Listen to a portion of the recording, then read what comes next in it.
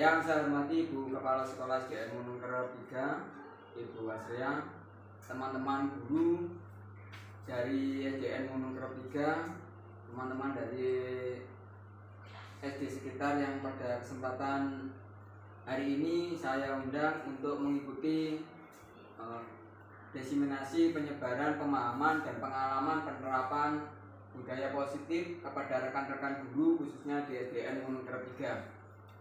Pada kesempatan yang berbahagia ini, pertama marilah kita mengucapkan puji syukur. Karena apa?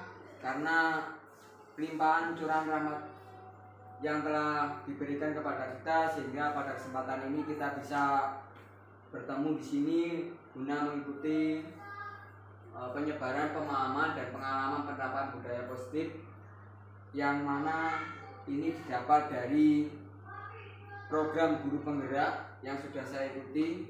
Jadi saya sudah mengikuti guru penggerak angkatan 9 di modul 1.4 ini. Kebetulan ada beberapa hal yang sudah saya ikuti dan harus saya imbaskan kepada rekan-rekan guru di SDN Monongkerep 3. Jadi penyebaran dan pemahaman dan pengalaman penerapan budaya positif ini sangat penting untuk kegiatan di sekolah. Nah, ini sudah saya buat. Jadi, selamat datang para guru hebat, mari belajar nanti berkolaborasi, saling mendukung demi terwujudnya budaya positif di sekolah kita tercinta yaitu SDN Monongkerep 3. Sebelum nanti kita pelajari lebih detail, ini adalah peta konsep ya, dari budaya positif. Yang pertama, perubahan paradigma belajar. Yang kedua, disiplin positif, motivasi perilaku manusia. Dan keempat, 5 kebutuhan dasar manusia. Dilanjut nanti segitiga restitusi, keenam keyakinan kelas, dan yang terakhir nanti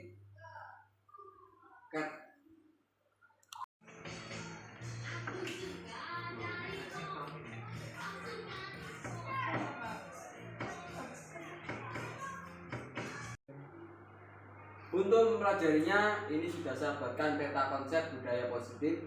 Yang pertama, perubahan paradigma belajar. Yang kedua, disiplin positif. Yang ketiga, motivasi perilaku manusia. Dan yang keempat, nanti 5 kebutuhan dasar manusia. Selanjutnya, yang kelima, 5 posisi kontrol restitusi, 6 keyakinan kelas, dan yang ketujuh, yang terakhir nanti yang akan kita pelajari adalah segitiga restitusi. Budaya positif. Jadi apa sih budaya positif? Budaya positif merupakan perwujudan dari nilai-nilai atau keyakinan universal yang diterapkan di sekolah. Ya. 1. Pembelajaran dengan paradigma baru. Jadi Bapak Ibu perlu tahu, jadi paradigma baru dalam pembelajaran berorientasi pada penguatan kompetensi, pengembangan karakter yang sesuai dengan profil pelajar Pancasila. Di dalam profil pelajar Pancasila yang perlu Bapak ketahui ya, ini elemennya ada 6 elemen yang perlu diketahui dalam profil pelajar Pancasila. Yang pertama, beriman bertakwa kepada Tuhan Yang Maha Esa, berkebinekaan global, bergotong royong, kreatif, bernalar kritis, dan mandiri. Ini merupakan profil pelajar Pancasila. Nah, jadi dalam pengembangannya seperti itu. Disiplin positif. Dalam budaya kita, makna kata disiplin telah berubah menjadi sesuatu yang dilakukan seorang pada orang lain untuk mendapatkan kepatuhan. Kita cenderung menghubungkan kata disiplin dengan ketidaknyamanan. Selanjutnya, sebagai guru, tujuan kita adalah mewujudkan murid yang memiliki disiplin diri sehingga mereka bisa berperilaku dengan mengacu pada nilai-nilai kebijakan universal dan memiliki motivasi intrinsik bukan ekstrinsik. Ya. Jadi disiplin positif adalah suatu pendekatan yang menerapkan disiplin dari dalam diri murid tanpa hukuman, ancaman, dan hadiah.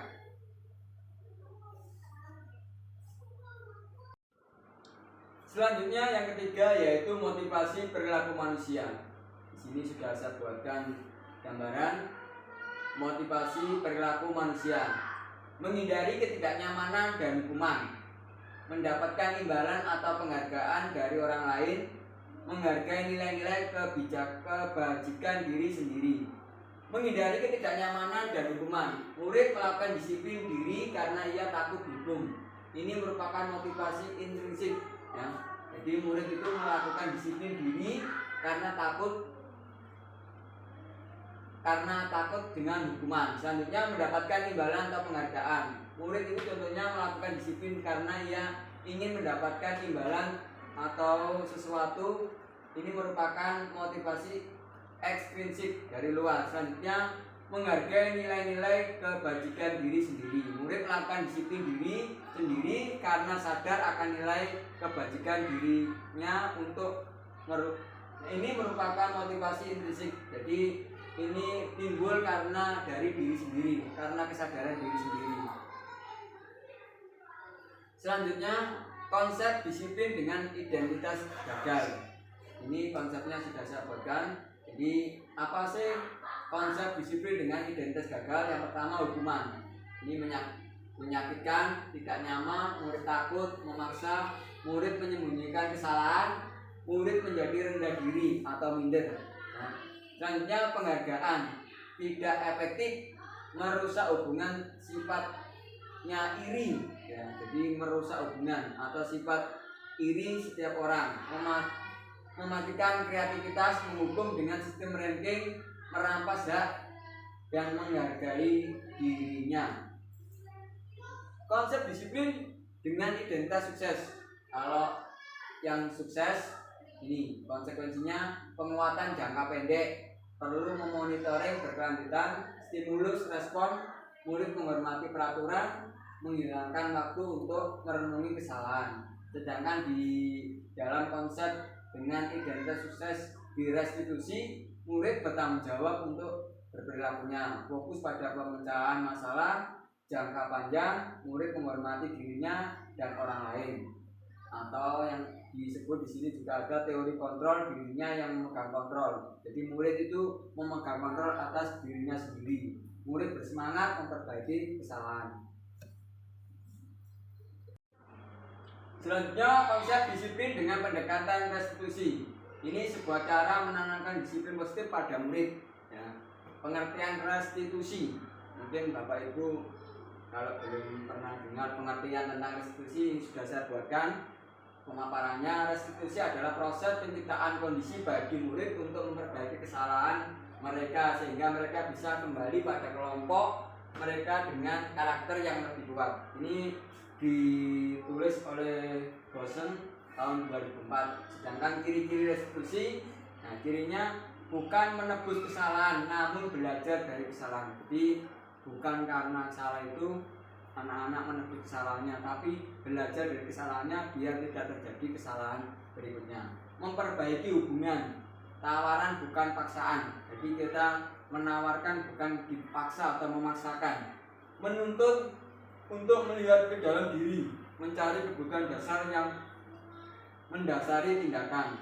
Fokus pada karakter bukan tindakan. Jadi kita fokuskan pada karakter anak, bukan tindakannya. Yang terakhir, menguatkan dan fokus pada solusi. Sebenarnya ini perbedaan contoh kasus murid sering tidak mengerjakan PR. Ini mungkin Bapak Ibu sering di kelas-kelas ada murid yang tidak mengerjakan PR. Hukuman, guru menghukum murid tersebut hormat bendera selama 10 menit, atau guru marah, murid menjadi takut. Ini biasanya kita lakukan, ya, hukuman itu termasuk kita menghukum murid. Selanjutnya, konsekuensinya, guru memberikan konsekuensi untuk mengerjakan PR saat istirahat atau dikerjakan sebanyak 3 kali lipatnya, atau guru dengan tegas untuk siswa menghormati peraturan. Jadi siswanya disuruh apa peraturannya kalau tidak mengerjakan PR, misalnya disuruh menghormati yang bendera atau disuruh berdiri di kelas. Tapi di restitusi beda lagi untuk penyelesaiannya. Nah, ini guru menanyakan keyakinan kelas atau dirinya untuk membantu murid menyelesaikan masalah. Guru terbuka menghormati dirinya dan orang lain. Jadi guru itu menanyakan kepada muridnya kenapa tidak mengerjakan PR dan seterusnya. Jadi tidak semerta-merta kita menghukum atau yang lainnya. Jadi bedanya di situ. Selanjutnya, kebutuhan dasar manusia. Kesenangan, kebebasan, penguasaan, kasih sayang, dan rasa yang terima, juga bertahan hidup. Ini adalah kebutuhan-kebutuhan dasar dari manusia. 5 posisi kontrol. Nah, setelah tadi kita mempelajari itu, kita pindah ke kontrolnya. Apa yang perlu kita kontrol? Penghukuman, pembuatan rasa bersalah, teman, pemantau, manajer. Di antara inilah 5 posisi kontrol yang harus dimiliki oleh seorang guru. Ya, jadi Bapak Ibu boleh memahami 5 posisi kontrol. Jadi yang pertama, menghukum, membuat rasa bersalah, ya, sebagai seorang teman, sebagai pemantau, dan sebagai manajer. Penghukum, patuhi aturan sekolah lalu berdiri di depan barisan. Membuat rasa bersalah, berkali-kali bu guru harus memberitahu kamu, bu guru kecewa sama kamu. Misalnya gini, ada anak yang sering masuk kelasnya atau sering tidak masuk kelas, atau sering tertawa di kelas atau ramai di kelas. Kita berulang-ulang kali memberikan dia hukuman sehingga nanti kita merasa atau guru merasa kecewa karena cuma anak itu terus.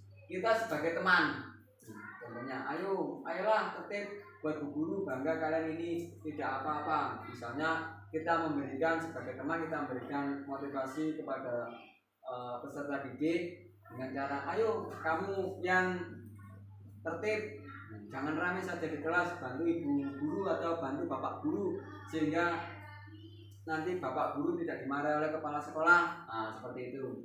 Sebagai pemantau, kamu sudah melanggar apa peraturan dan konsekuensinya. Ini maksudnya gini, ada anak yang melanggar, kita sebagai pemantau kita bilang, kamu sudah tahu, nah, kamu sudah melanggar aturan, apa konsekuensinya. Misalnya konsekuensinya harus mengerjakan lagi dan terusnya. Sebagai manajer, nah, selanjutnya terakhir sebagai manajer, apa kamu tahu kesalahanmu? Nah, kira-kira bagaimana kamu akan perbaiki kesalahan itu? Nah, sebagai manajer kita akan beritahukan. Setelah tahu kesalahannya apa, misalnya anaknya tidak masuk kelas, tidak mau piket, terus anaknya di kantin makan. Kita tanyakan apa kesalahannya, misalnya tidak ikut piket. Kenapa tidak ikut piket? Dia mungkin menjawab karena tidak sarapan. Kenapa tidak sarapan? Mungkin karena ibunya tidak di rumah sehingga mereka harus makan di kantin, seperti itu. Nah, untuk selanjutnya anaknya dibilangi. Nah, kalau tidak sarapan, tidak di rumah, tidak ada makanan, berangkatnya harus lebih pagi, lebih awal sehingga dia ada kesempatan untuk untuk makan di kantin dulu dan mengerjakan tugas selanjutnya. Selanjutnya keyakinan kelas. Mengapa keyakinan kelas? Mengapa tidak peraturan kelas saja? Ini Bapak Ibu tentu tahu. Mengapa kita memiliki peraturan kelas menggunakan helm pada saat mengendarai motor? Mengapa kita memiliki peraturan tentang penggunaan masker dan mencuci tangan setiap saat? Ini bedanya. Jadi keyakinan kelas ini akan dibedakan dengan peraturan kelas. Nah, ini bagaimana pembentukan keyakinan kelas. Kalau ini membentuk keyakinan kelas, ini lebih abstrak dari peraturan, sedikit saja yang mudah diingat, berupa kenyataan yang universal, dibuat dalam bentuk positif, sedikit saja, mudah diingat, sesuai dengan kondisi kelas dan sekolah agar mudah diterapkan. Semua warga kelas, warga sekolah dilibatkan dalam pembuatannya. Jadi di dalam pembentukan keyakinan kelas ini semua warga kelas dilibatkan dalam pembuatan keyakinan kelas dan dilaksanakan oleh semua warga kelas.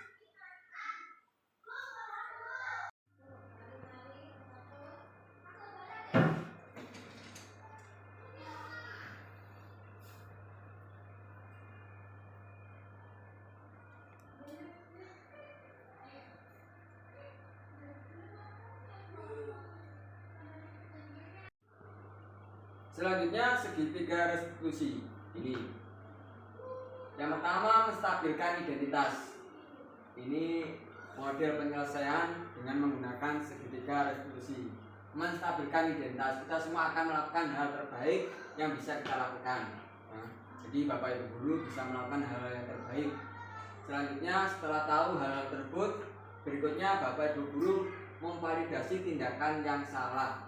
Jadi semua perilaku memiliki alasan kenapa perilaku itu dilakukan. Jadi ada alasannya. Selanjutnya menanyakan keyakinan. Kita semua memiliki motivasi internal. Bentuk model segitiga restitusi seperti ini. Ini contoh segitiga restitusi. Modelnya bentuknya seperti ini.